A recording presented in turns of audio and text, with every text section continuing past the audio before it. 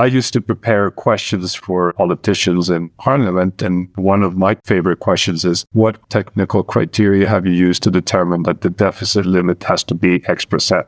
Of course, they never knew what response to give. They never responded. Nobody ever said, oh, we decided it had to be 10% because of this or that, because it had been agreed behind closed doors by a committee and it's been sent by some kind of divine power. The potent message behind MMT in the end is that we have the power to decide what we want to do as a society. Whatever is technically feasible then can be financed. You can't say that the euro is ineffective or that the rules are ineffective. They do what they're meant to do. What they've done since the 1970s and 80s is that they sequestered the capacity of governments to act, the capacity of parliaments to debate, and our power to decide as a community. And that's the real transcendent issue that we have to discuss.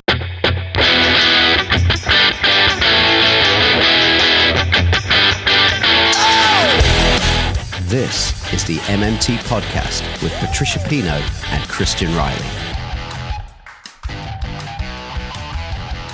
Hi, I'm Christian Riley and welcome to the Modern Monetary Theory Podcast. You can find us on Twitter at MMT Podcast, and you can support the show by going to patreon.com/MMT Podcast. If this is your first time hearing about MMT, you might want to listen to our first 3 episodes for an introduction, which I've linked to in the show notes, along with some other things that relate to this particular episode. And as ever, I've linked to where you can support this podcast financially via patreon.com/MMT Podcast. Support starts at $1 a month or £1 a month or whatever the equivalent is wherever you live. We're 100% listener funded. Your financial support really helps keep the show going, and your support in other ways, whether it's by recommending us to other people or just by listening and spreading the word about this stuff, really helps too.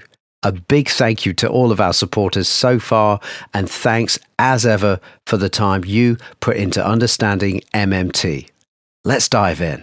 Welcome one and all to the MMT Podcast. I'm Christian Riley. And I'm Patricia Pino. And we're delighted to welcome back to the show economist, author and founder of the Spanish advocacy organization Red MMT, Stuart Medina Miltimore. Hi, Stuart. Hello, it's a pleasure to be here and an honor to be invited again to your program. I follow your podcast and it's one of the best out there. I think it's the best actually for MMT to be current in MMT. I think it's the best one. Thanks for the compliment, Stuart. So we're excited to talk about your part in the new MMT Key Insights Leading Thinkers book from the Gower Initiative. And your chapter, which you co-wrote with Professor Bill Mitchell, is about the Eurozone and Brexit. And just to get straight to it, you write about how many people think the chronic economic problems faced by the nations that adopted the euro can be remedied within the structure of the EEC. But then, as you and Bill go on to write, your contention is that the euro, the common currency itself, is the problem. Now, for anyone new here, what do we mean by that? Well, I think there's several angles to the euro problem.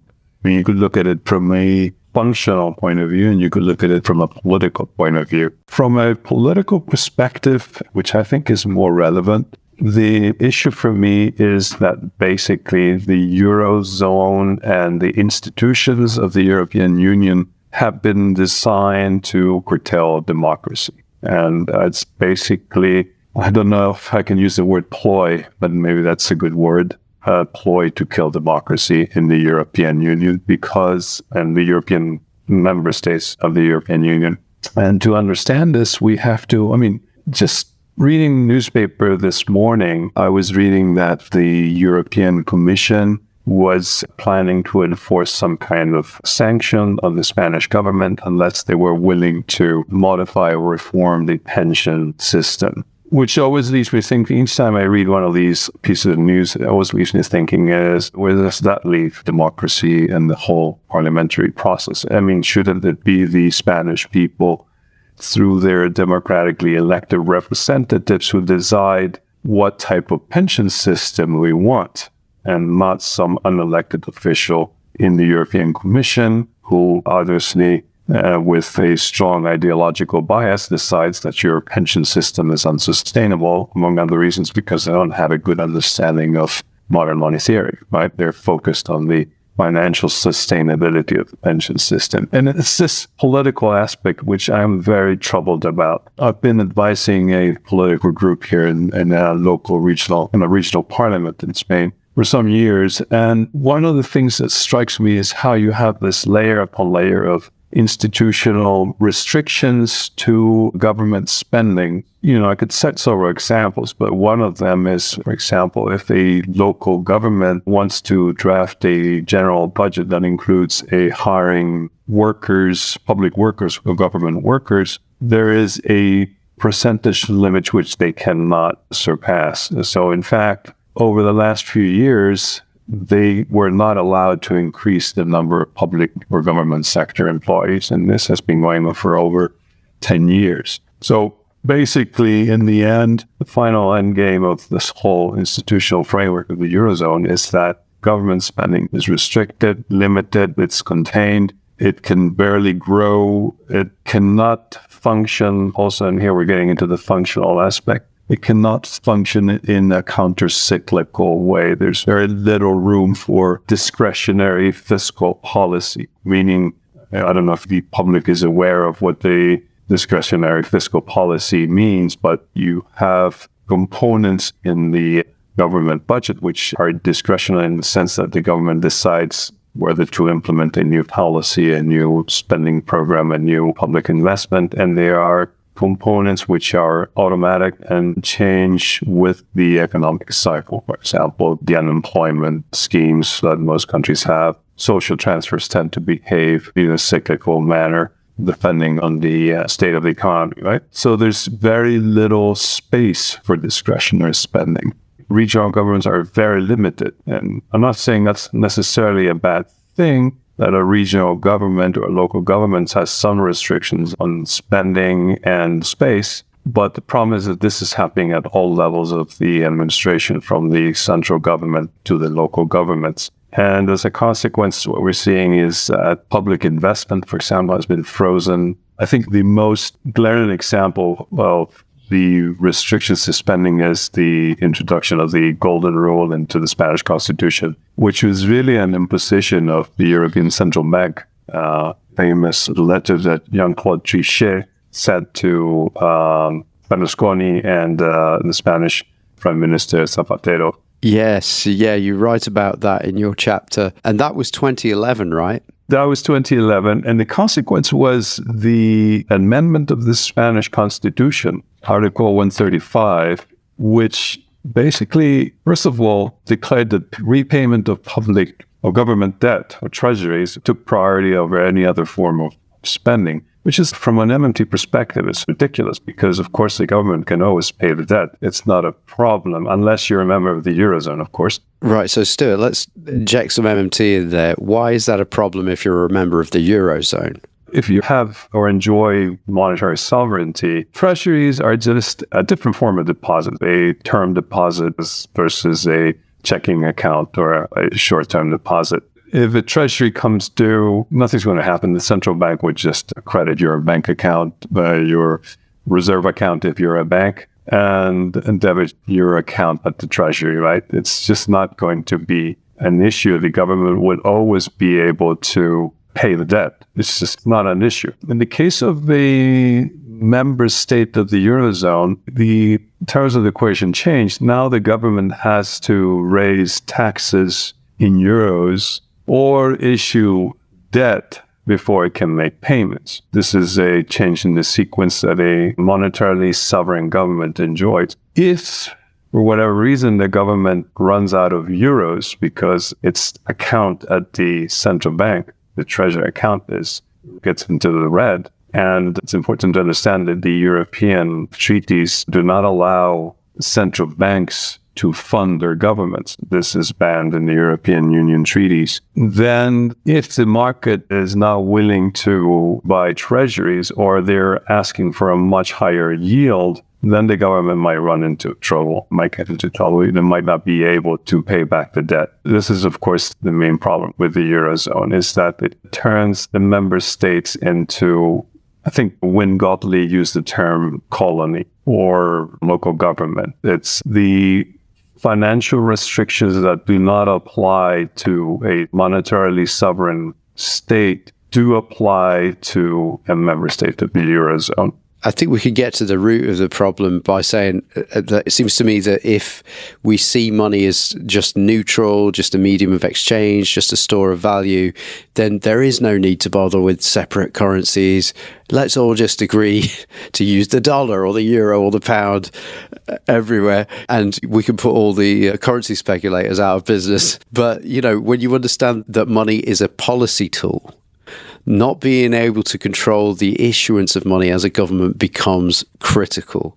Would you mind unpacking what we mean when we say money is a policy tool? This goes back to my concern about how the Eurozone undermines democracy. Because in reality, the origin of money is, especially, state money, the origin of money is really the general budget. It's the general budget that the government submits to Parliament, and Parliament approves it. And basically, Parliament is giving the executive the power to make payments on the account of the Treasury and the central bank, right? That's the origin of money, is an act of Parliament. And I guess that's what changes in the Eurozone countries, because now the Parliament, first of all, is just sanctioning a document which was previously drafted by the government, sent to Brussels, examined by some bureaucrats in Brussels. And unless the bureaucrats in Brussels decide that your deficit targets and your debt targets are within the limits that are desirable from their perspective, they're not going to approve your general budget. And then if the general budget reaches Parliament, you can't really change the document. Political haggling that you expect in a normal democracy is totally constrained by what has been pre-accorded with Brussels, right? So it's basically, Parliament in Spain and other member states has been reduced to basically a ceremonial role. We could do away with the Spanish Parliament. It would have no consequence whatsoever for the well-being of the citizens, because it's just become totally irrelevant. It just puts a stamp on a document which has been negotiated by the government with bureaucrats in Brussels. That's my main concern about the lack of democracy, or the deterioration of the democratic process, right? But all of this presumably came about with some sort of problem solving in mind. I think you go into it in your chapter a little bit, but was the idea to enhance, as I say, cooperation between European nations, facilitate free trade, not having to bother with exchange rates for travel and all that? Is that a benefit? Does that justify, to some extent, these measures? So, obviously, I'm not against cooperation between European member states. And I think there's a lot to be said about, for example, the Schengen Agreement. And ironically, the UK was not a member of the Schengen Agreement, whilst it was a member of the European Union, whereas countries like Switzerland, who do not belong to the European Union, are part of the Schengen Agreement.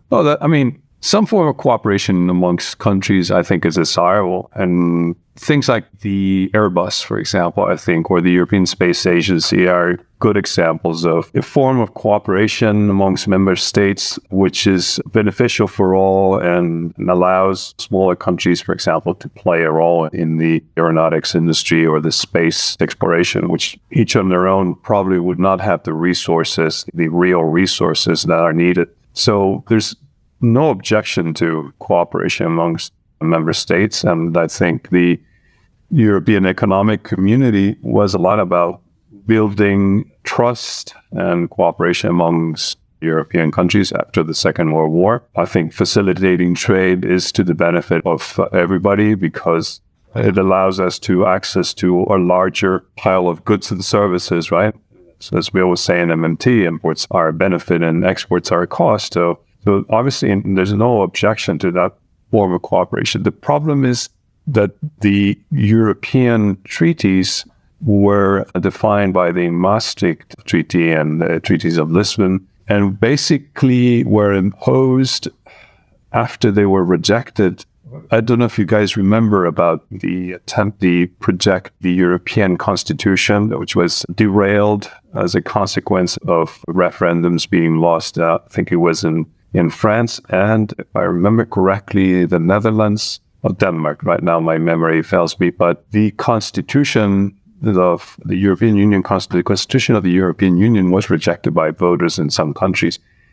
The leaders of the European Union or the member states decided to get around that and negotiate a treaty which did not have to be sanctioned by a referendum instead. And it basically created this framework of tremendous restrictions on fiscal policy, which were justified on the need to give credibility to the monetary union. Because the European Economic and Monetary Union was established as a monetary union without a fiscal union. In other words, the fiscal power remained in the domain of the member states, but because basically Germany was uneasy about sharing a monetary institution with countries which they viewed with some disdain, countries like Italy or Spain or Greece, who had a worse track record in inflation. Although ironically today, Spain has a lower inflation rate than Germany. But in those days, in the 1990s, when Delors' Commission was drafting the monetary union, Germany was a bit uneasy about yielding its monetary authority or monetary power to a common institution. And they were insistent upon restrictions on spending on the premise that government spending or excessive government spending or excessive government debt can potentially lead to inflation and hyperinflation, right? So basically, this has resulted in governments in countries like Spain or Italy becoming more ineffective, both in terms of managing the economic cycle, of managing recessions, dealing with unemployment, but also in terms of dealing with the challenges that we're facing as a society. Of course, the most pressing one is the climate crisis and the need to do a quick transition to another energy model. We just don't have a government with the capacity, with the financial muscle, so to say, to make the necessary investments quick enough to avert the impending climate crisis. It's a global problem, obviously. I mean, even countries who have their own currency have the same issue because the same rules have been self-imposed by countries like the UK. UK is not a member of the EU, but the behavior of the government is as if... It might as well be, yeah. It's as if they were members of the European Union. And they believe declaring the collapse of the Liz Truss government is just a glaring example of how misconceptions about deficits and debt limits and so forth can actually just cause a downfall of the government, because the Bank of England seems to be not understanding that the UK is as a monetary sovereign as well. I think that goes to why understanding the money story, the MMT way, pinpoints the problem with the currency, and the money story being the money comes into existence because a state needs to provision itself, so it lays on a tax liability on the whole population, denominated in a currency that only it can issue. And then that creates people needing to earn the currency to pay the tax. And then that means the state can then spend that currency into existence to provision itself. And the point of running through that little MMT money story is that we get to say to our government, you made a mistake. Look, we've got, depending on which measurement you use here in the UK, certainly 1.2, 1.5 million people being kept out of work by monetary policy. At least that's what they'll own up to. But then when you factor in underemployment, people who have given up looking for jobs, it's way higher than that. So we're talking about millions of people. That's here in the UK. We get to generously say, in a Moslerian way, oh, you made a mistake, because the currency comes into existence to make sure that it employs all the people that the tax caused to be unemployed. And you've made a mistake. You've not left enough spending power in the economy. And now we've got all these disastrous consequences of long-term unemployment, and also the fact that we're not provisioning our public goods and services, and we're not creating people who could even move into the private sector because private sector employers prefer to employ people who are already working. And so you've made a mistake. You're damaging millions of people with the money system, and the power resides with you to fix that. So be a sport and fix it, right? Now, the problem with trying to say the same thing as a Eurozone member nation or to your government, if your government is a Eurozone member nation, is they go, but we have to stay within the Maastricht deficit limits. Is that the correct way to put that? The Maastricht deficit limits? Is it still 3%? The limits are actually more stringent than what Maastricht says, because the Maastricht limit is 3% of GDP, which is just a completely irrelevant number anyhow. It's just... it's plucked out of thin air, yeah. Right. There's a famous anecdote by Guy Abeille, who explained how the rule was devised in an hour and a half meeting because it was higher than the current, at the time, deficit, French government deficit, which was probably then around 200-some%. It just sounded good. 3% just sounded good, and it was taken to an ECOFIN. Sounds official. 4% is getting close to 5, isn't it? They make some references to the Holy Trinity, number 3. There's something magical about the Kabbalistic, about the number 3. No significance, no scientific or technical support. Why 3% and not 2%, or why 4%? There's no argument other than constraining government policy and government spending.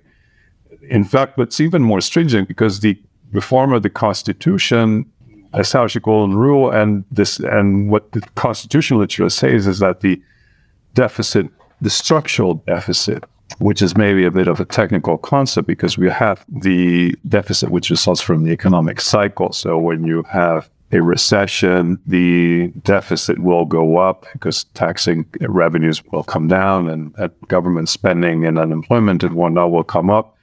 And when the economy recovers, the deficit will just adjust automatically. That's the effect of the automatic stabilizers. And then this concept of the structural deficit is the deficit that corresponds to a situation of full employment, which of course is a bit arbitrary because it depends on how you define full employment. For me, full employment would be close to at least probably less than 2%, something similar to what Japan has nowadays.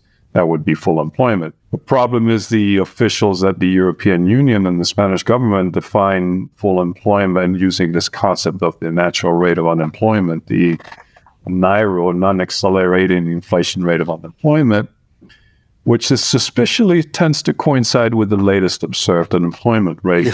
The latest observed unemployment rate in Spain is 12%.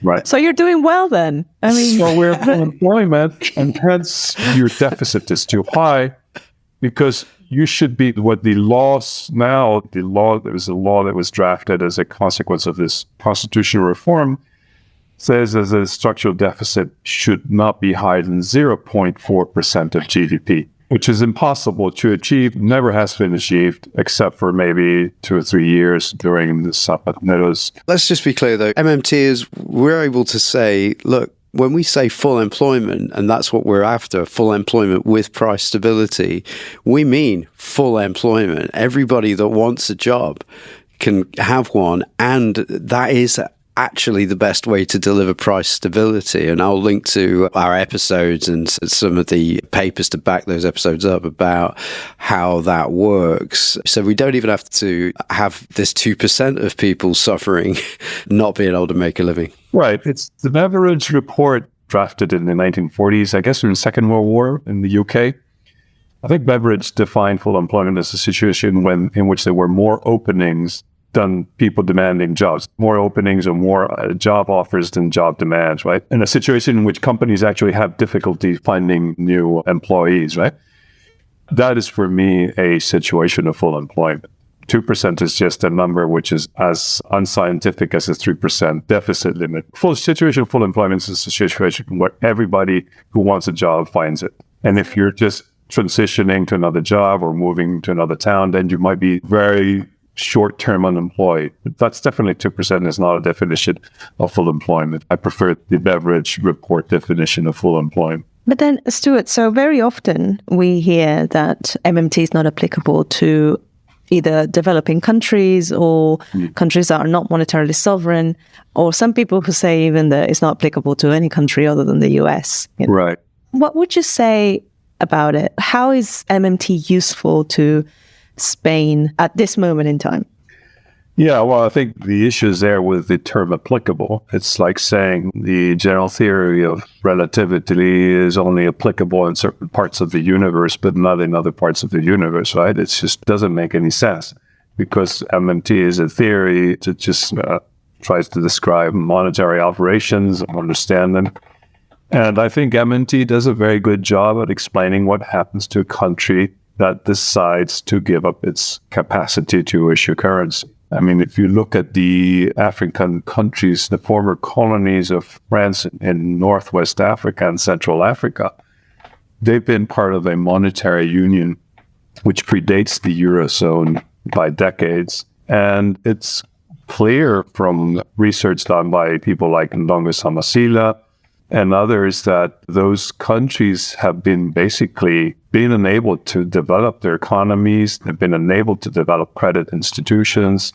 They've been unable to invest in their own economies, develop their public infrastructure, their roads, their education systems, precisely because they do not have their own currency. Even though they have ample natural resources and a huge and growing population, they're just unable to employ all the unemployed. They're unable to mobilize those resources in the development of their own economy.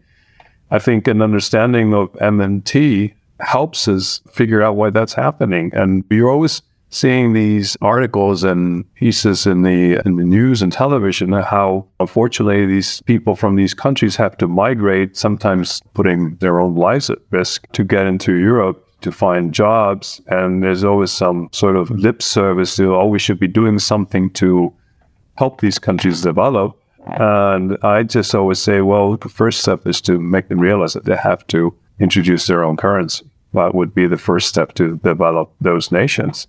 If they had their own currency, as I think Chris was explaining very clearly in just a moment ago, the government can use their currency issuing capacity to employ those real resources in developing their economy. And obviously, it's not going to be easy to turn a underdeveloped economy into a first world developed economy in a few years, but maybe in a few decades they could do it very successfully, like other countries like South Korea or even China today are doing, right? They are capable of developing their economy, among other reasons, because China has the capacity to issue the renminbi and establish a development bank, invest in new companies and new technologies and their universities and research centers and turn their economy around into a developed economy. This is what I think the people who drafted the European Monetary Union failed to understand. They thought that it would be enough to have the pool of euros that was available in 1999 forever, that you wouldn't need to create new money ever again. Because basically, if you're saying that your structural balance and percentage of GDP has to be 0.4%. That's not even taking into account the growth of the economy and the population. So you're just saying, oh, you want to just use this pool of euros that was available in 1999 to the time of doomsday, right? We're just going to use this limited pool of euros as if it were, I guess, basically think in terms of something similar to gold, right? You just a limited amount of gold and just you just have to accept that prices will have to come down to accommodate for the amount of funds available, right? While we're in 1999, I didn't want to miss talking about this, but I think your chapter in the New Gower Initiative book features a really great condensed history of the events leading up to the inception of the euro. And I'm going to jump to 1999 because that is when the currencies were locked together, as I understand it. And that was called the ERM, right?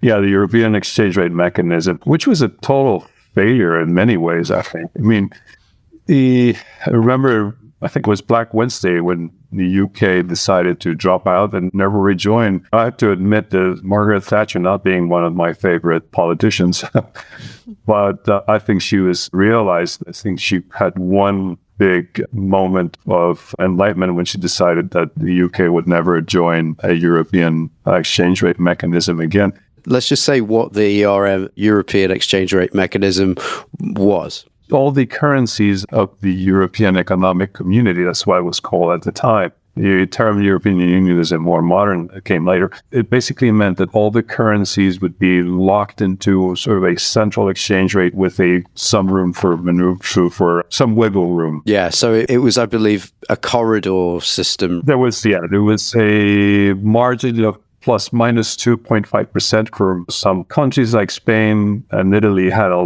wider margin of 15%. The problem was, even though we had a wider margin, was that every country basically now had to look at the Bundesbank, the German central bank. It was basically the Bundesbank as the largest economy of the European Economic Community who decided what the interest rates would be throughout the whole area.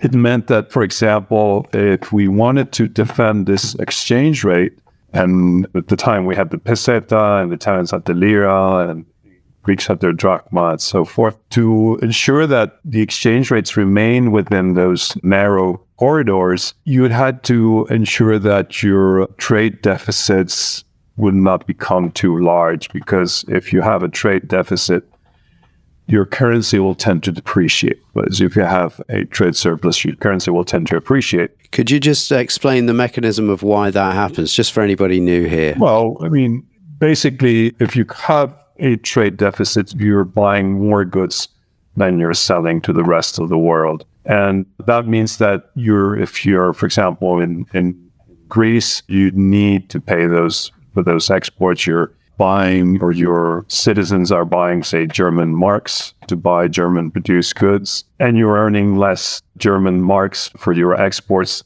than you are paying out to the rest of the world. So there's obviously more demand for the German mark than for the Greek drachma, and eventually it will drive the exchange rate of the drachma to the German mark down, right? So and basically, I mean, it's not as simple as that, because you have to consider capital movements as well. But in essence, over the long term, a trade deficit will translate into a gradual depreciation of the currency. Also, there were issues with higher inflation rates in Southern Europe. I'm not going to get into that, but to make a long story short, I mean, Southern European nations at the time had more industrial conflict. There was more of a distributional conflict between labor and capital. And there are also institutional issues which tended to entrench inflation rates in Southern Europe more than in Germany. So higher inflation rates meant loss of competitiveness, meant less exports, German products becoming more competitive over time. And that made it difficult to sustain the trade balance, which was required to defend the exchange rate. So at the point where, let's say you're Spain as a nation and you can't export anymore to reduce your trade deficit, what happens? Your prices are going up more quickly than in Germany. You're losing competitiveness. You could compensate for those increases in prices by letting the currency depreciate. But since you're in this agreement where you pledge to defend an exchange rate, the only way to do it then is basically to create unemployment, is to depress domestic demand in order to bring imports down, and also repressing domestic demand will raise unemployment, and that will also temper the wage demands. And basically it's rigging the game in favor of capital and against labor as well. And suppressing or repressing that domestic demand, if you're the government, that takes the form of what? Increasing taxes? Yeah, it takes the form of, first of all, of course, raising interest rates. They had to be higher than in Germany. So taking the monetarist approach. Right. That's one thing. You wanted to attract deposits to Spain and by raising interest rates.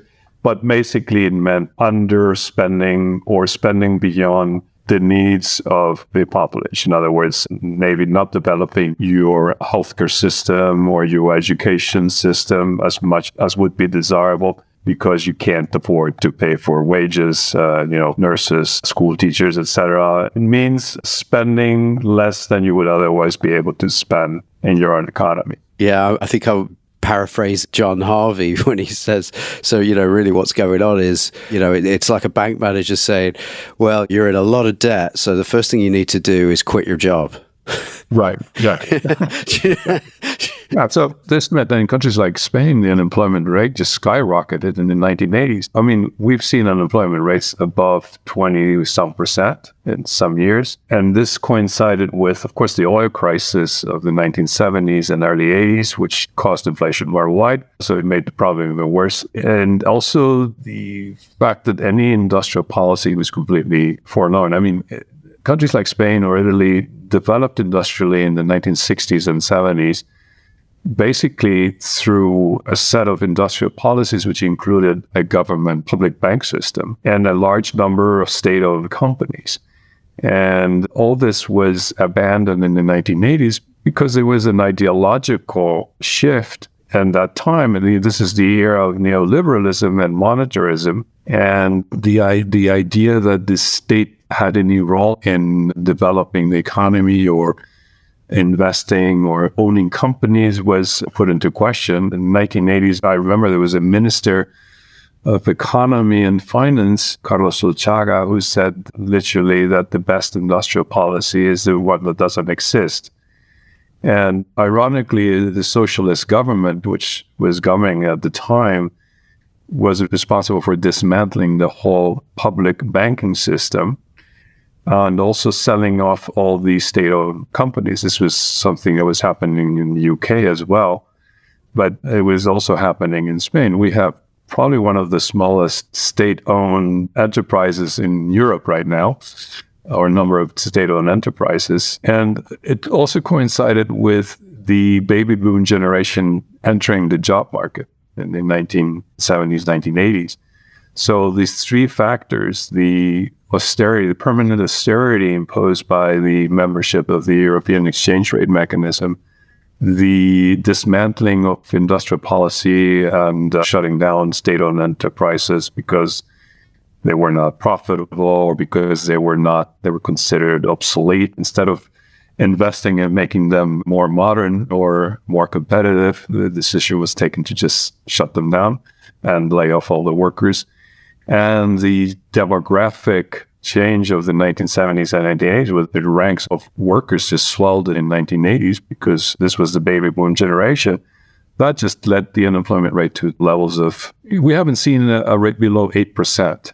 And that was during the real estate bubble of the first decade of this century. Throughout the whole period from 1973 until today, the unemployment rate has remained above 8%, and we've seen rates of 27%.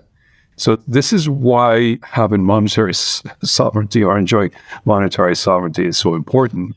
It's the capacity of the government to ensure that everybody can find a job. So that's the main reason. Just so we don't gloss over this number, 8%, just to get it out of the realm of it just being a number, that's millions of people for a lot of years, just in utter despair. And I believe that there's such a thing as what's being called a lost generation. I would use it plural, lost generations. Plural, right, okay.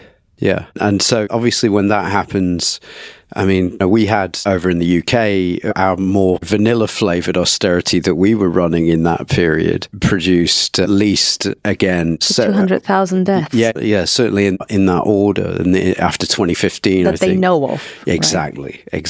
And so, I mean, what's 8% going to do? Well, and 8% is the minimum, right? So it's been above 10%. I mean, the measure of underemployment, what the Americans call the U6 measure unemployment. U3 is the people who register the unemployment offices as actively seeking employment.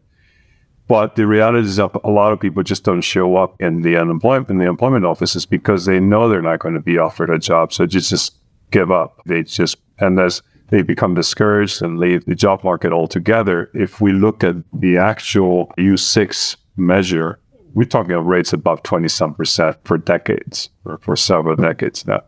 And of course, there's this phenomenon of hysteresis as well, which Bill Mitchell has described and talked a lot. He's done a lot of research in that.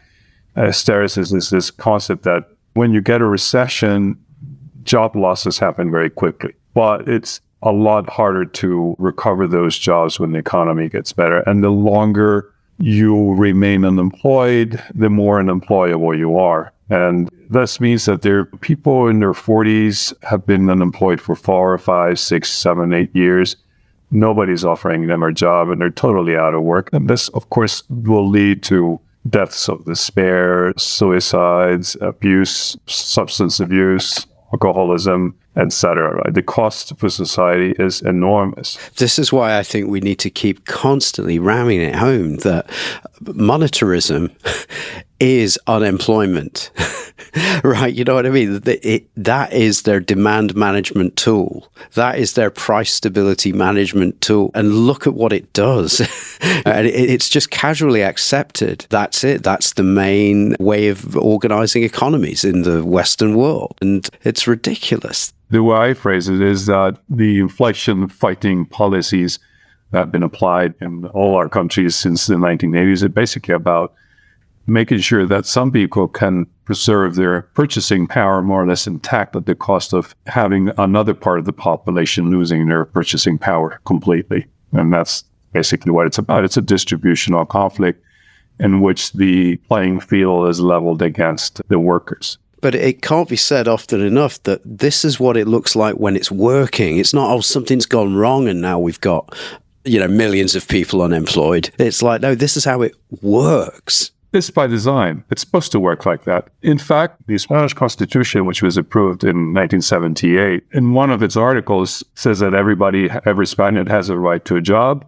And another article says that the government will pursue policies that will lead to full employment.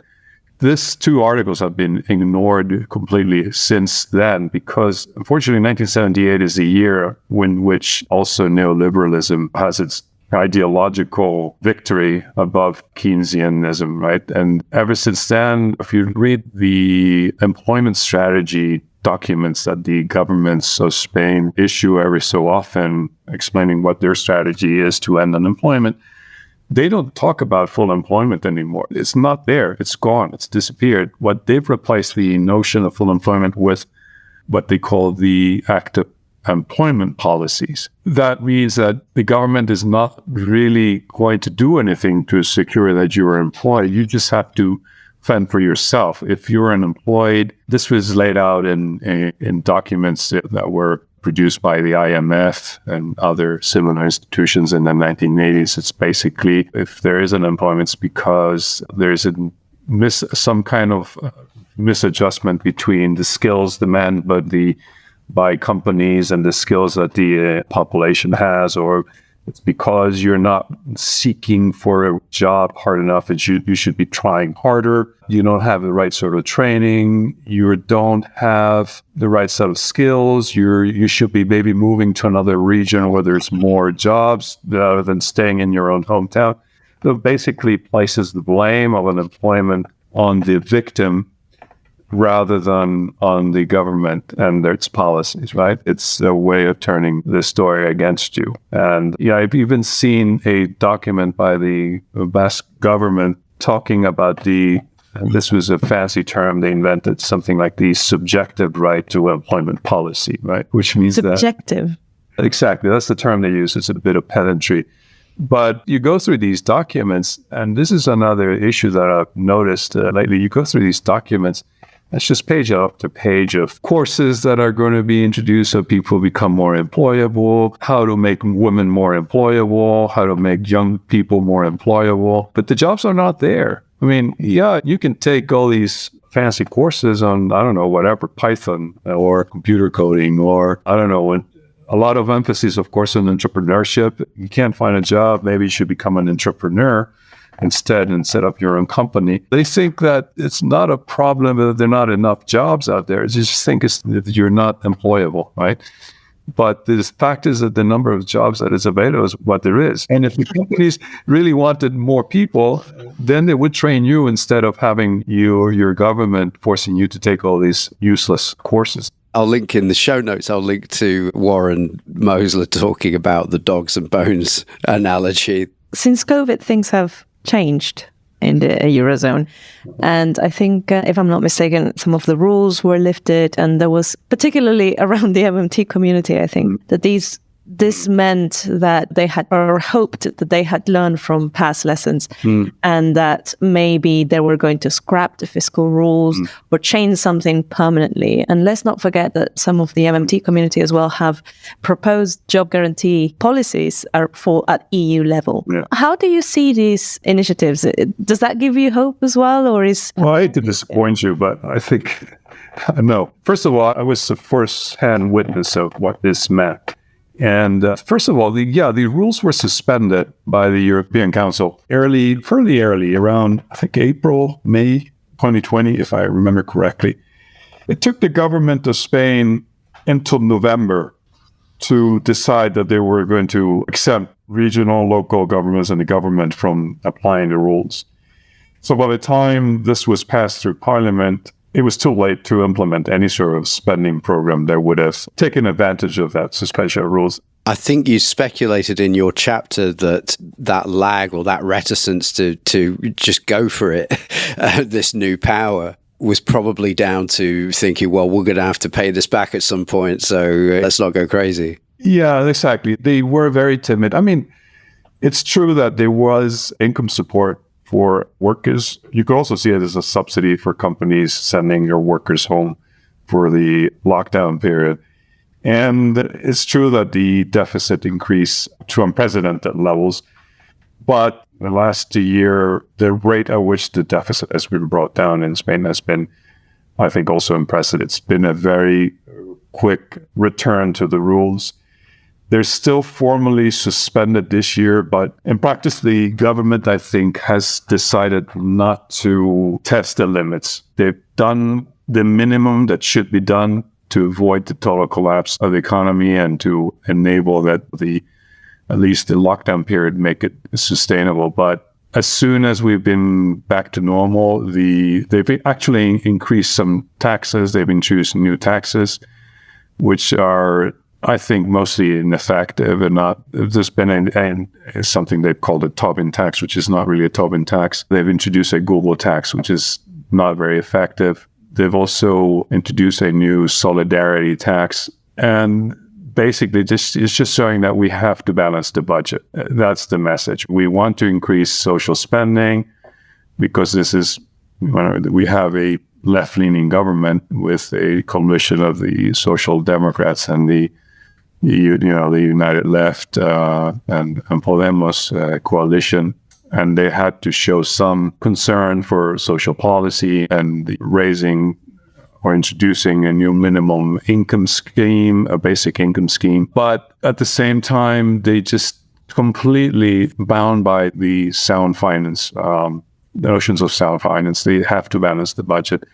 Well, if you look at places like the UK and the US with full monetary sovereignty, as we describe it in MMT, being so enthralled to the sound money doctrine, and then you think, well, okay, we've got our full fiscal policy space open to us through our money system, and we're still cleaving to this idea of sound finance. The consequence, however, has been that the economy took off fairly quickly after the lockdown period.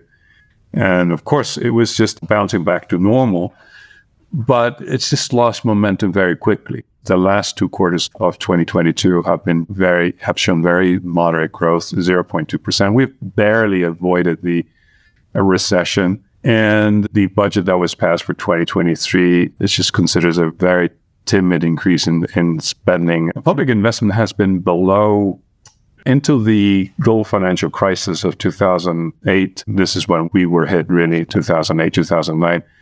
Public investment as a percentage of GDP had been hovering around 5% for several years. After the global financial crisis, it's been as low as 2% and not above 2.5% for now more than a decade. And even though the next generation EU funds were introduced as a tool to fund a quick recovery of the economy and transform the economy, and there were a lot of fancy documents talking about the transformation of the economy and recovering these public investment levels that we had before the global financial crisis, the fact remains that we're still not investing enough And that 2.5% of GDP, maybe now it's gone up to 2.7 or 3% of GDP, is just not enough to repair the damage of more than a decade of austerity.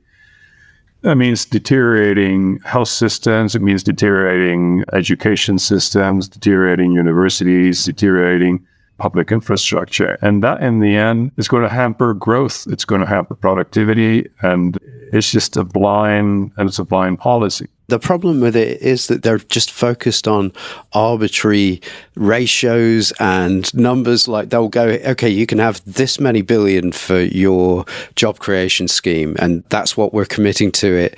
And they're fixing on a number instead of, well, fix on an outcome, fix on everybody that wants a job gets one, and then let the deficit flow, as many MMT writers, including Stephanie Kelton, would say. I think that's, you can always tell when they're not serious about solving the problem, when they fix on numbers and ratios. That's right. In fact, I think the MMT approach would be the deficit is going to be not the target, but the result of the policies that secure full employment. We want full employment, then with price stability. Hence, the deficit will be whatever it needs to be to secure those goals. And as I think it was Warren Mossler said once, it would be better if we didn't even know what the deficit was. The percentage of GDP would be happy. I'm sure the Romans, who probably were masters at building public infrastructure, right, and 2,000 years ago, had no idea what the deficit was. These are the benefits of not having Fox News. Right, exactly. But I'm sure they didn't think about what the deficit was when they were building the roads. The network of roads that the Romans built in Spain is astounding. I mean, some are still there. Some bridges are still there. You can see aqueducts that were built 2,000 years ago, and they're still standing. They build an incredible amount of infrastructure, and I'm sure that nobody ever asked in the Roman Empire what the deficit was. They probably didn't even understand what the concept of a deficit was, right? I think we'd be much better off if we didn't think about the deficit at all. We just stopped thinking about that, a meaningless number, and instead started thinking and what the consequences on well-being and the economic cycle of our policies, right, in terms of full employment and price stability. It's just changing the sequence again, right? It's thinking at the deficit as the outcome and not the target. Fortunately, in Europe and in the UK, I guess as well, the target is a deficit, and employment is whatever it needs to be, as high enough as it needs to be to secure that you meet your official deficit targets, right? Like you say, it's completely backwards, yeah. Bringing it back to your chapter, you write that the only thing that's kept the Eurozone nations solvent has been the ECB taking the position as buyer of last resort of government bonds. And that's a kind of workaround of the no bailout clause in the treaty on the functioning of the European Union. But that comes with strings. Tell us about the strings. Yeah, I think you're right. It's the ECB that has basically saved Europe from collapse. I mean, the euro, Greece or Italy or Spain would have probably had to abandon the European Monetary Union in 2010 or 11 if it hadn't been for the purchases of treasuries in the secondary markets. It's basically bailing out the governments through the back door, right? Not instead of giving the government an overdraft facility, which is something which was acceptable and legal into the 1980s in Spain and other countries. Into the 1980s, the government could have an overdraft at the Treasury's account in the Bank of Spain. That was prohibited by membership in the European Economic Community, and ever since then, the Bank of Spain is not allowed to fund the government directly. The strings, basically, I think you're seeing it, and I think especially since Lagarde arrived in the European Central as president of the European Central Bank. You can see it in this instrument that was introduced, I think it was in July last year, actually. Remember that around June, July, the European Central Bank announced that it would not be purchasing, or there was putting an end to the pandemic emergency purchasing program and other bond and treasury purchasing programs, the APP. And once they stopped buying treasuries in the secondary markets, the yields of the Italian debt went up to 4%, and Spain went up to 3.5%. And here we were again with a deja vu feeling, we're back to 2010 with the yields of the Southern European countries going up to the sustainable levels. and the danger that this could lead to problems with the sustainability of the finances of those member states. And so in the end, I think around July, I think it was Lagarde, I guess, and the European Central Bank realized that they needed some kind of instrument to justify purchases of Italian bonds to bring the yields down. But they condition those purchases to a sustainable path and to reduction in their public deficits and government deficits and debts to what they consider sustainable levels. The fact is, well, I guess also it has helped that the economy has recovered, and that has brought out the deficit through the effect of the automatic stabilizers anyhow. But the purchases of Italian bonds and Spanish bonds continue, but conditioned to a deficit or a debt reduction path, right? And it's always in the official statements of the European central banks. I say banks because there's also the misconception as the European Central Bank that is buying the debt of the member states. But in fact, it is the national central banks. So the Bank of Spain is buying the government of Spain's debt. The Italian central bank is buying the Italian government debt, et cetera, right? So this puts into question if there's a true monetary union, because there isn't even a real single central bank, right? It's just but then anyhow, that's also, I mean, it's not only the central bank, it's also the European semester, where the budgets, the general budgets are analyzed and the European Commission makes its recommendations to the member states. It's also in the new independent fiscal responsibility agency, which was set up as a consequence of the constitutional reform,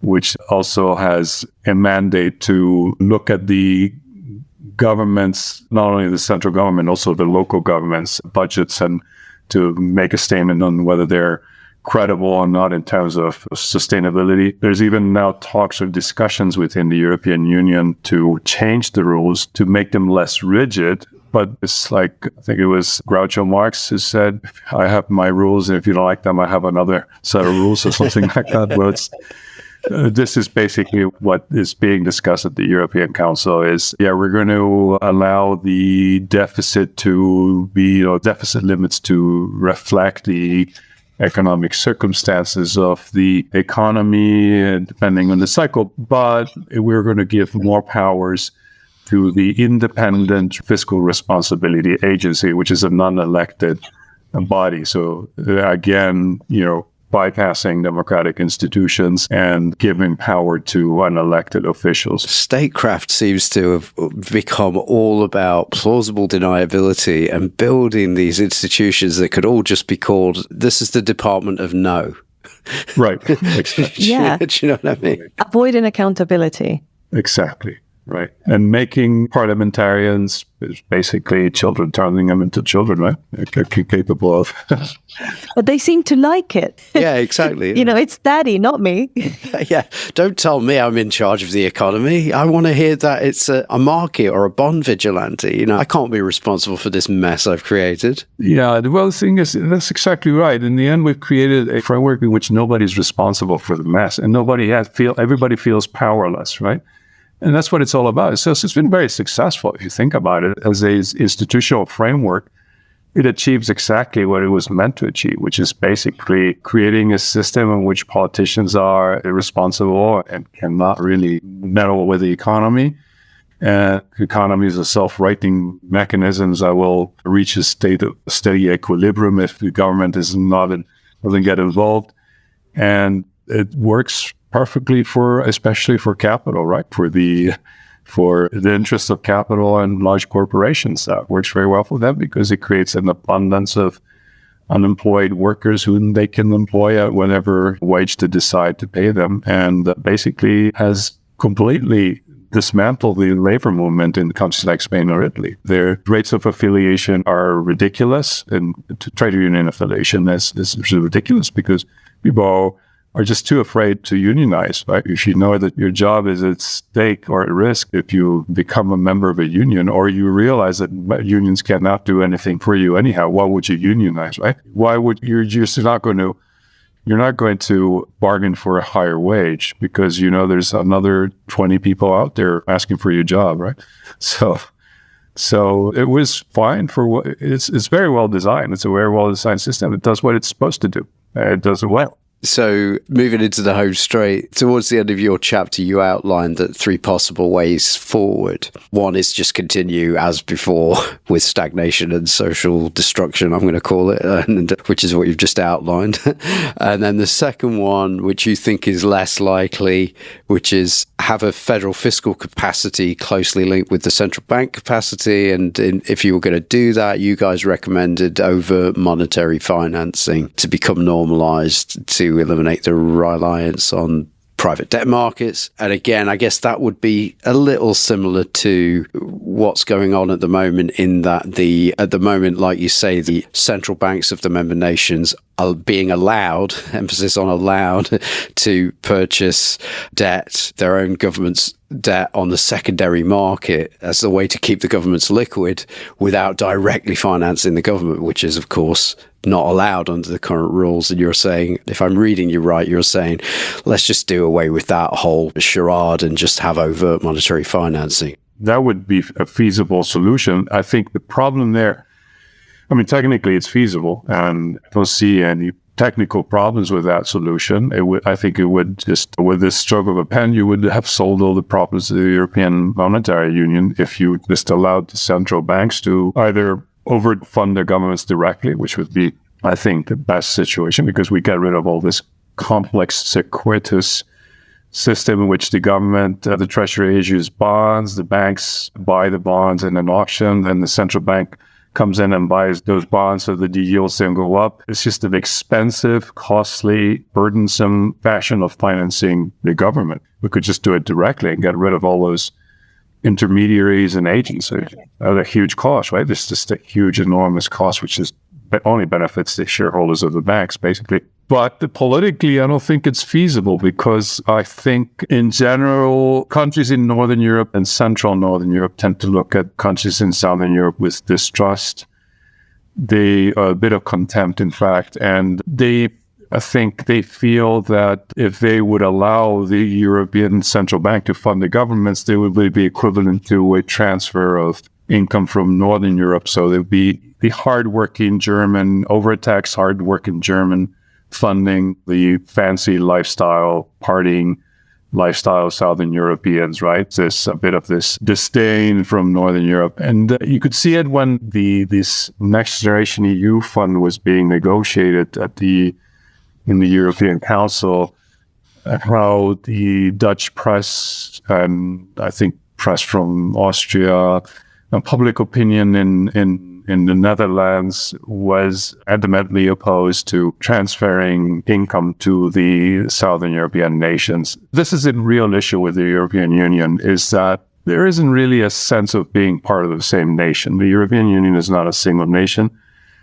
And hence, if you're a German and you know that your government is spending more in Eastern Germany after the reunification, I think Western Germans have no objections to that. Obviously, Western Germany is transferring income from Western Germany to Eastern Germany, or even in the UK. London, obviously, is the wealthier part of the country, and Londoners are paying higher taxes, whereas people in the Midlands might be sustaining higher rates of unemployment and receiving more unemployment benefits from the government. And nobody's concerned about that in England. I know there are issues with Scotland. Yeah, we have issues here in Spain as well with Catalonia and the Basque Country and so forth. But in general, people are not concerned about transfers of income within the same nation.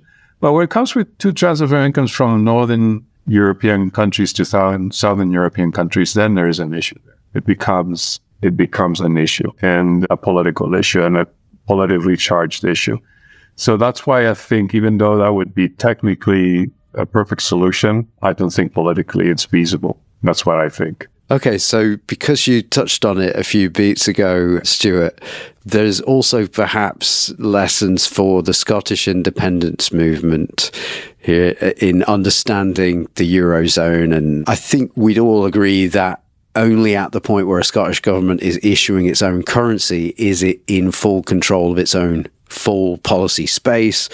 But then there are those in the movement for independence that want to leave the UK to join the EU. Now, some argue that joining the EU means that there's a legal requirement to adopt the euro eventually. The UK and Denmark did secure a legally binding opt-out, which an independent Scotland could also pursue as a condition of their EU membership. But anyway, what would be your advice from your position, having looked at how the Eurozone's worked out for Spain? What would your advice be to any Scottish independence advocates regarding EU membership? Well, there's an independence movement in Spain as well, in Catalonia. And ironically, they also want to, well, we are in the Eurozone and they just want to remain in the Eurozone. And the question I asked the nationalist is, well, why do you want to become independent? It's just a colony. Again, what's the point? I mean, it's just turning around 360 degrees, just back to square one. It doesn't make any sense. You might as well really stay in the United Kingdom if you're going to do that, because at least you'll have some measure of control over your fiscal space. You'll have at least a parliament which has true power over the general budget. You will be able to, through your elected representatives, to approve a national budget, which you won't be able to do if you join the European Union, because you will be subject to all these institutional constraints, which of course exist in the UK as well, but at least they're self-imposed. And you will have to submit your annual budget to the European Commission, and they'll decide whether you can take that budget to the parliament or not. They will decide, you need to do these structural reforms, which of course will not be discussed in parliament or in any political process. It will just be a technocrat in Brussels, usually of a neoliberal ideology, telling you what your state pension system should be, or your unemployment system should be, or what your unemployment policies or employment policy should be. So what's the point? I mean, what kind of a nationalist movement brings you to the status of practically a colony? I guess the question is a bit more complicated here because, as you say, Catalonia, they want to stay in the Eurozone. But here, often the answer is, no, we can just keep joining the EU because the EU here is always portrayed in a positive light, certainly against the Conservative government. It's much easier for people to hate like Boris Johnson, Rishi Sunak, all those people, rather than Christine Lagarde, because they don't know her. I mean, their image of the European Union is completely distorted. I mean, who do they think Ursula von der Leyen is? I mean, do they think she's a more competent politician than Boris Johnson? Or do they think that Ursula von der Leyen is a more progressive politician? So I think sometimes people in the left are very confused about the true nature of the European Union. I always say that the European Union is the most successful propaganda campaign in human history. And I have to admit that they're very successful in portraying neoliberal policies in a language which would tend to lead you to think that they're progressively inspired by progressive policies. But in reality, it's just smoke screens and mirrors. And it's really neoliberal policies to the extreme level. I don't think there's another region in the planet today applying neoliberal policies in such a consistent fashion as the European Union today. So there's this misconception about Brussels and the European Union being about fraternity and peace amongst peace-loving European nations governed by enlightened, progressive politicians, when in reality, it's not the case at all. I mean, I think there's a tremendous level of misinformation in public opinion, unfortunately. I think, same here, it's not exclusive of the United Kingdom. So for me, I think I probably understand that view because I used to have it. And I think the moment where I lost faith in the EU politicians, and I guess it's the moment where I saw what they were truly capable of was, of course, during the Greek crisis, right? But here, this perception of this idea that, well, the EU is progressive, so let's just join them, goes alongside this belief that, no, we can just join the EU and then we don't have to join the Eurozone because they know they're afraid of the Eurozone, most of them, not all of them. Yeah. But the issue is with that is that, of course, Scotland would be joining the EU as a much smaller nation if it wants to join the EU, as a much smaller nation than the UK. Now, I think that if they have a referendum and then they have to join the EU because everybody says, yes, everybody joins the EU, or if they promise that we will only become independent on the condition that we will join the EU and they have to do that, then the EU is really holds all the cards in terms of setting their own conditions under which they are allowed to join. And part of that would be, in my view, would be eventually joining the Eurozone, if not giving them a clear timeline into which to do so. I would be, if I was Scottish, I would be very concerned about that, about just giving them the opportunity to set that agenda. I agree with your assessment. Obviously, you have Denmark, Sweden, and the UK opted out of the euro, and I think they were right to do so. But they negotiated that early on. I think the European Commission did not feel at the time that they had the power to impose on those countries membership in the Eurozone. I sincerely doubt that a new applicant like Scotland would be allowed to opt out of the Eurozone. They would impose that as a condition. It also depends on what the Scottish politicians are willing to accept. Because here, I mean, think about it. There never was a referendum about the euro. Nobody was ever asked if they wanted to give up their currency. And in any of the European countries, nobody was ever asked about this. Nobody was given the option, there was no frank discussion about the consequences of monetary union. Yeah, it was on the agenda over here in the late 90s. When are we going to get a referendum? But no, even with all the pressure and it actually being on the news agenda that we should have a referendum about it, it didn't get put to the country. And I'll just lay my cards on the table here. I voted Remain, and I probably would do it again because of understanding MMT. I think that we had the policy space we needed to achieve full employment. And the reason that I'm also supportive of us not being part of the European Union and wanting that to work now that we're not part of the European Union is that's what the country voted for. And I'd like to think if it went the other way, the people who lost the vote would support what the country voted for.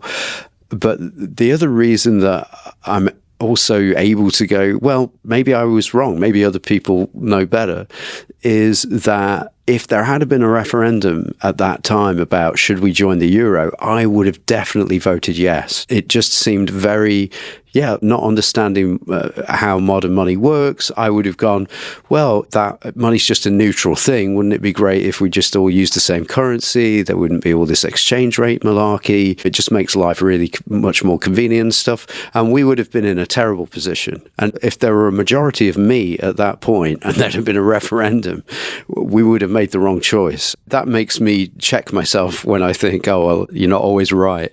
The key issue for me is obviously Brexit has been mismanaged by the conservative politicians. I'm afraid that Keir Starmer were also mismanaged because they're all bound by the same ideology, the same neoliberal framework.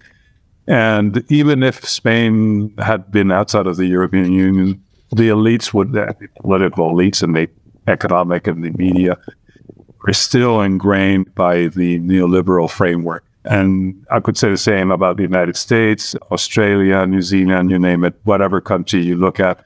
We are in the neoliberal era. It's a fact. And politicians are going to be acting as if they were constrained by financial constraint. Doesn't matter wherever you look at, with few exceptions, we see the same set of policies being applied worldwide. Let's not even mention Africa or Latin America, where it's even worse, where they really don't have their own currency. They have the CFA franc, or a lot of Latin American countries have just dollarized their economy and just giving up issuing their currency altogether. Countries like Ecuador or El Salvador, where you have this nutcase, Kele, who's decided to make Bitcoin the official currency of El Salvador with disastrous consequences. So it's a global problem. And obviously, being outside or inside the European Union is not going to guarantee that your government is going to be enlightened by MMT. The issue is that if by chance, by our hard work, and we manage to evangelize enough people into understanding MMT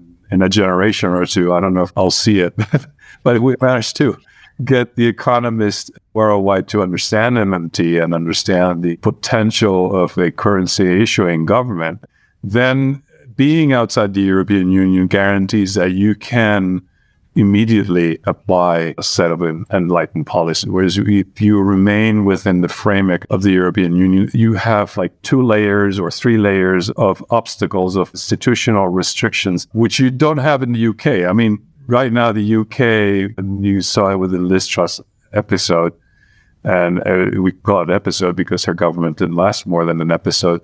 You can see that it was all about misconceptions about the monetary system, about the role of the central bank, about the misunderstanding about what's happening in the pension plan, the pension industry in the UK. It was an ideological problem, basically. That's the issue. The UK could have had another type of government and could have implemented enlightened policies. And they could have done so without the interference of a bureaucrat from Brussels and a set of treaties, which are very hard to reform. Because remember, to change the European treaties, and they haven't been reformed. And the reason is that to change the European treaties, you need to convince 28 governments, 28 parliaments, and a majority in the European Council and the European Parliament to change those rules, to change the treaties. It's a very rigid system, which is very difficult to reform. This is the issue, I think. It's the fact that you have a framework which is extremely rigid and was designed in the heyday of neoliberalism and monetarism. This was when it was drafted. I mean, I'm not saying it's impossible to change the treaties. It's just very difficult. It's very difficult to convince 28 governments and 28 parliaments. And the Commission as well. And the European Commission, yeah. It's very difficult. There's a few layers of approval. There's quite a few layers of institutions that need to be changed before you can apply a job guarantee program. I mean, I wish the best for that initiative to have a European job guarantee program, but there are a lot of issues there. For example, one that I brought up is, so what's going to be the wage paid by the European job guarantee? Is it going to be the same wage, or is it going to be different for every country? And how do you justify that, for example, the Greeks get a lower wage just because their standard of living is lower than Germany's, than a German person and participating in the European job guarantee scheme, right? And if you pay the same wage, then you're going to have the complaints about transfers of income from wealthy countries to poorer countries. So it's just, I don't know, I think it's just utopian to think that within the European Union, you will ever be able to apply policies inspired by an understanding of modern money theory. Whereas outside of the European Union, you at least have that chance. I would say that there's the necessary condition, right, is to be outside of the European Union, but it's just not going to happen. It's just not going to happen. The questions you raised, I mean, we'll link to the papers that are proposing the Eurozone Treasury and the Eurozone Job Guarantee, just because I think some of those questions may be answered in those papers. I think my problem with the way Brexit has turned out is that it gave the right in this country an opportunity to say, the reason that everything sucks in this country, the reason we've had wage growth not keeping up with productivity, the reason the 1% have been getting much, much richer and the 99% have been getting much less and becoming increasingly less politically enfranchised as a consequence, is because Europe, outsiders, are taking all our money. We're making money, Europe's taking it. And it's another exercise in plausible deniability. And it's like the reason that we're suffering in this country, the reason unemployment is above zero is because of your bad domestic policies. It's not because we were sending whatever £300 million a week to Europe. And then when they turned around and said, wouldn't you like us to spend that money that we're sending to Europe on the NHS? I just thought anybody but believes that's what's going to happen the day after the Vote Leave campaign wins the referendum. Anybody that thinks that's going to happen really deserves what they get. And here we are. We've got a crumbling NHS, crumbling everything. And now, great, we're not in the EU. Where are the benefits? At risk of being controversial, I'm going to say that I do think there's a sliver of truth in that claim. But of course, they are pretending that they have nothing to do with the conditions in the country, whereas they have everything to do with it, and they're putting all the blame in the EU, which is wrong. But I think the EU, if not, as you say, Christian, they had no means of enforcing the same rules that they enforced on Greece, that they had no means of enforcing those rules to us, right, because of the treaties. But the EU was politically useful in, I think, for example, I don't think it's a coincidence that PFI came in on the same year, just later on the year that I think Maastricht was signed. And I think that plausible deniability, as you say, it's been an ongoing topic for the last few decades. And yes, they're using it again this time with a vengeance, but at least it's the last time, right? Because what they're doing now is going, yeah, everything sucks because we're not doing Brexit hard enough. Do you know what I mean? Also, let's look at it from the other side, from countries that are within the European Union, countries like Italy or Spain or Greece. And here the problem is that the EU is used as an excuse to do anything that is to justify that we're not doing enough to resolve the issues we have. So interestingly enough, the political system and the media rarely ever question the instructions coming from Brussels. They just take it as a given. And there's even some, I think it was an Italian, if I remember correctly, it was Edgar Grande, who talked about the paradox of weakness. Paradox of weakness is alleging that you are unable to deliver on the set of policies that, for example, brought you to power, right, and through a democratic election, because the European Union is against them or is they're against the European treaties. I mean, the example I was giving you earlier on in our conversation today was the piece of news that's been in the last 2 days here in the media is the European Union was threatening, or the European Commission was threatening to sanction Spain because we weren't introducing the pension reform in the social security system that they expected us to introduce, right? In other words, raising social security taxes or delaying retirement age or increasing the number of years that you have to prove that you've contributed to the system to get a higher pension and so forth.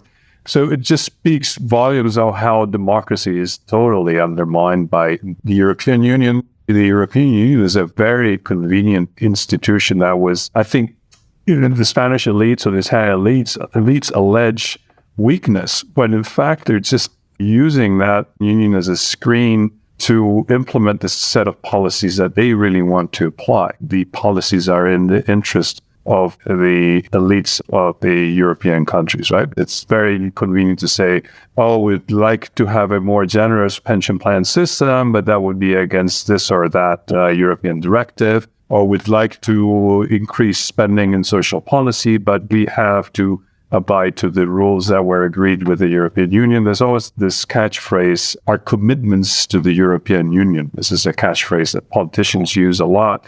We have commitments to the European Union, and therefore we can't increase spending in whatever, or increase the minimum wage, or implementing. Over here, it would be our commitments to our fiscal responsibility rule. Right. Except that this is some kind of powerful, distant institution. Ours would be self-imposed constraints. Right. Yours are self-imposed. Ours are self-imposed in an indirect way. Yeah. The European politicians have agreed to this, and it's convenient for them, and they are unaccountable to us. Your politicians are accountable to the British voter, whereas our politicians are completely unaccountable because they have a superior entity, a superior authority that is endowed also with superior form of wisdom. So for some reason, the way the press and the politicians narrate the European Union to the public opinion in this country is that somehow the technocrats up there know best, and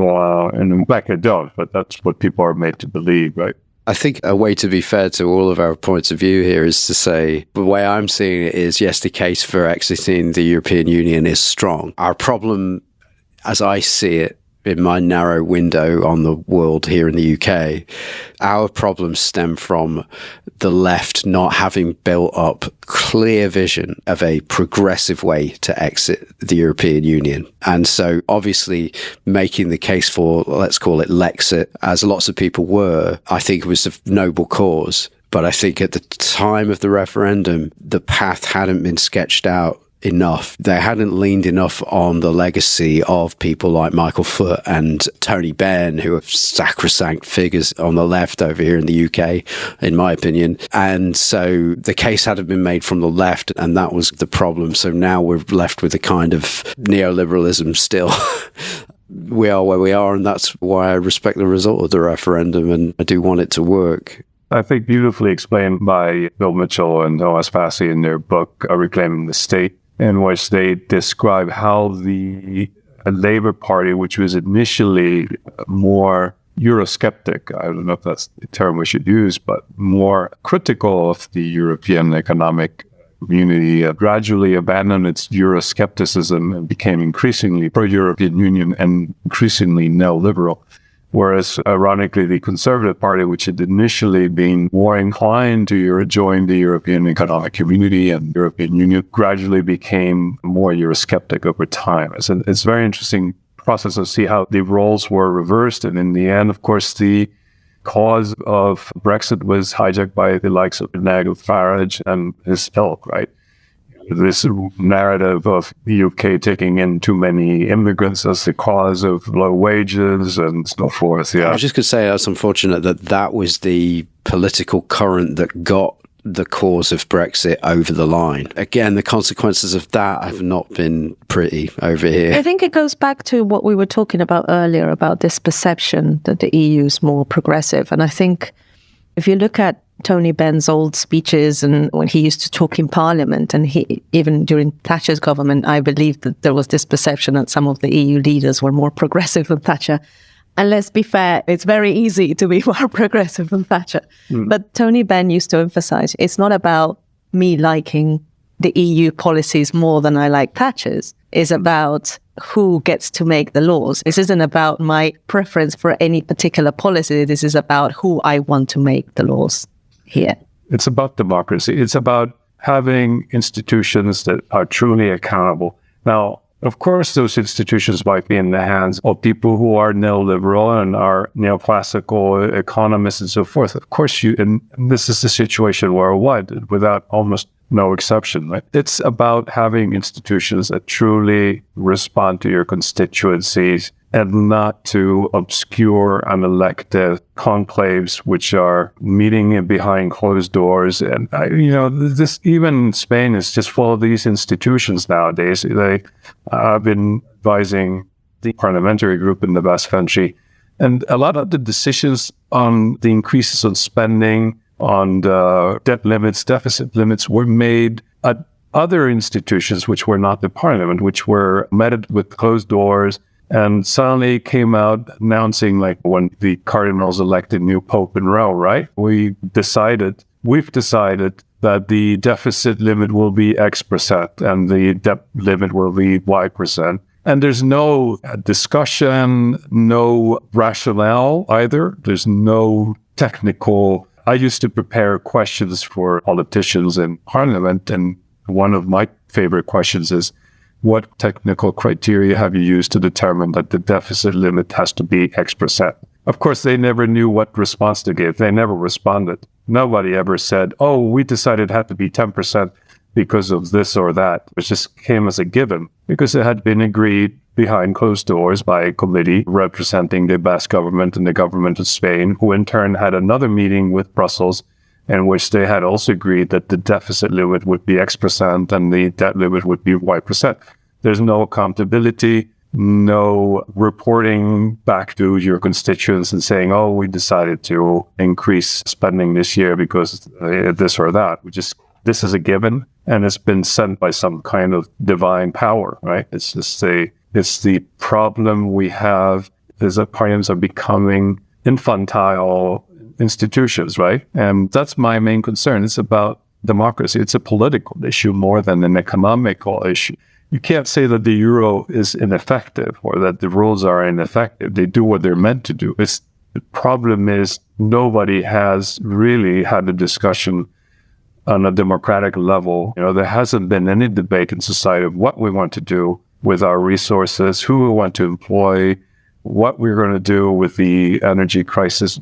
There's no debate. It's just decided by technocrats. This is, I think, the potent message behind MMT. political message behind MMT in the end is that we have the power to decide what we want to do as a society with employment, with our real resources. We have the power. We have whatever is technically feasible then can be financed. And we have the power to do that. What they've done since the 1970s and 80s is that they sequestered the capacity of governments to act, the capacity of parliaments to debate on our public policies, and sequester basically our power to decide as a community and leave the real power in the hands of a small group of unelected officials. That's the issue that we're discussing more than Brexit or the Eurozone or the Euro. That's the real issue, the real transcendent issue that we have to discuss, right? Well, I think you've perfectly made the case for exiting the currency union there, Stuart. And so we wish you all the best with however you rise to that challenge. With that said, before we sign off, can you tell our listeners where they can go to online or offline to stay current with your work and your activism and the work of Red MMT and anything else you think should be getting more attention right now? Yeah, well, we have a website, and it's 3ws.red, as in red, the color, MMT, redmmt.es. That's where I publish most of what I write. Sometimes I also write things in other journals and so forth, but I think that's the best place where you can stay current. We also have a YouTube channel, and that's easy to find with a Red MMT as well, and a Twitter account, which is at Red MMT, and also my own personal Twitter account, which is at Miltim, SMILTIM. And those are places where you can get in touch with me if you want to and have discussions about MMT. In Spanish, especially because we are, of course, based in Spain. Most of what I write is in Spanish, but I occasionally do publish some pieces in English. I think we published a wonderful interview with Warren Musler in our website, which I published in both Spanish and English, which I recommend everybody to read because it's a wonderful interview with Warren Musler. And you don't just deal with Spanish issues, you also have a lot of Latin American guests as well and discuss Latin American politics, yeah? Yeah, I have a predilection for Latin America because I have been doing work there in the past professionally and been traveling in places like Mexico, Costa Rica, Uruguay. I wish I'd visited more countries in Latin America. When I was in Costa Rica, for example, doing a consulting project there with a government agency, this issue of the fiscal crisis popped up again and again in discussions with them. We have a fiscal crisis. What do you mean by a fiscal crisis? And it's the same issue again. They're concerned about the peg of the currency to the US dollar. They're concerned about the deficits. We're going to run out of dollars to pay teachers in schools. You're going to run out of money to pay for university teachers. And they're just holding back the development of their economy because of the myths and misconceptions about the monetary system. And of course, IMF loans come in the picture as well, with strings attached, even harder strings than the European Central Bank. It's just, I think, in Latin America, progressive economists understood the MMT better. They would avoid a lot of the mistakes that people like Evo Morales in Venezuela, and Andrés Manuel López Obrador in Mexico, who put his presidential jet for sale or auction because he wants to set an example as an austere president who is concerned about fiscal balance in Mexico, when Mexico has huge unmet needs in terms of public health, pensions, education, and so forth. And it's just keeping these countries in a permanent state of underdevelopment. So that's why, having seen it firsthand, I have an interest in spreading the word in Spanish language countries. And that's the advantage of being in Spain, is that we can at least translate the work from likes of Warren Musler and Randy Ray and Pavlina Cherneva and Bill Mitchell into Spanish and help to disseminate those ideas in Latin America. I think we have to play, and Patricia as well, I invite her because she's also from Peru, we have to spread the word in Latin America as well. So that's the reason why I try to get involved with and invite Latin Americans as well to get involved with Red MMT, with the hope that they will set up their own equivalent activist groups in their own countries. It's not without its challenges given past history.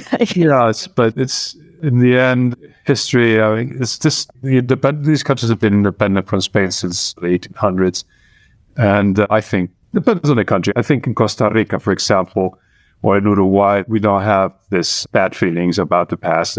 All is forgotten, so to say. And maybe Peru has more of Mexico tends to be more resentment.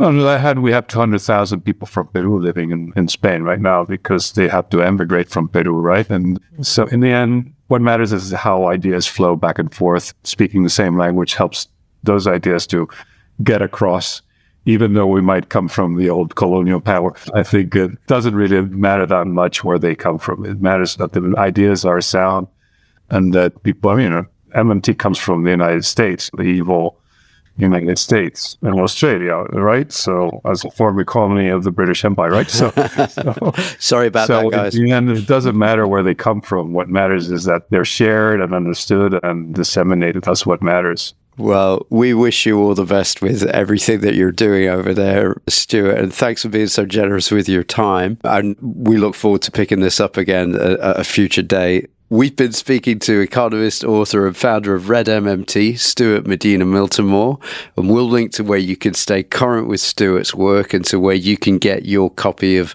Modern Monetary Theory, Key Insights Leading Thinkers in the show notes for this episode. But for now, thanks for joining us today on the MMT podcast, Stuart Medina Miltimore. Thank you so much. It was a pleasure.